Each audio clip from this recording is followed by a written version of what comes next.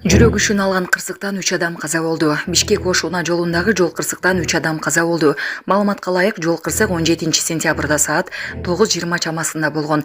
Жол транспорт кырсыгы аталган унаа жолдун 486-чакырымында тактап айтканда Нуукен районунун Бүргөндү Достук айыл аймагынын Кеңсай тилкесинде орун алган. Ал эми күбөлөрдүн айтымында каршы тилкеге чыгып, оор жүк ташуучу унааны сүзгөн Honda Jazz унаасындагы 3 адам окуя болгон жерде мерт кеткен.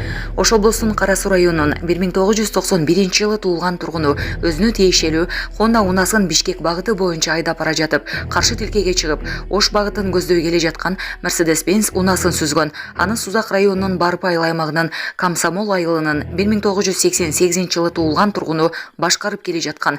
Кырсыктын кесепетинен жеңил унаанын 1991-жылы туулган айдоочусу, 2006-жылы туулган жана 2007-жылы туулган жүргүнчүлөр окуя болгон жерде каза болгон.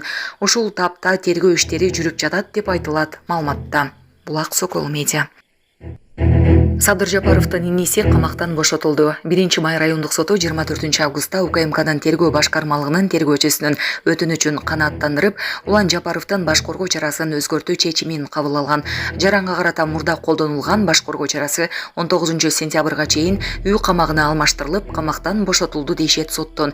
Эске салсак, президенттин тууганы облустардын биринчи башчысы кызматына дайындоо үчүн $100,000 ашык сыйлык алып, бирок ал убадасын аткарган эмес. Ал өзгөчө ири өлчөмдөгү алдамчылык беренеси боюнча айыпталып, УКМК тарабынан кармалган. Бишкектин 1-май райондук сотунун чечими менен 2 айга камакка алынган. Улан Жапаров ага чейин коррупцияга айыпталып, камакка киргизилип, кийинчерээк үй камагына чыккан болчу.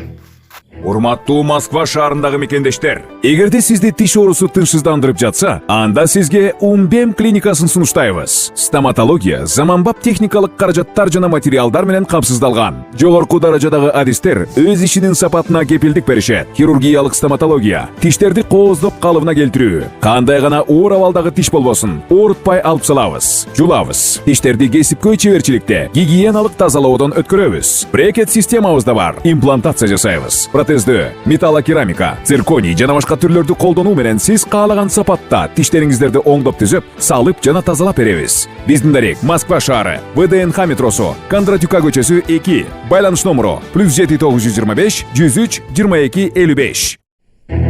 Соц тармакта эвакуатордон талкаланган машина менен уйду жүктөп бараткан сүрөт тарады.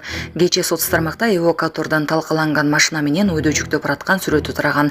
Анда уйдун эвакуатордон эң артында башы жерге сүйрөлүп жүктөлүп баратканын көрүүгө болот. Бул көрүнүш интернет колдонуучулардын кычырын келтирип, айрымдары уйду тирүү деп ойлошкон.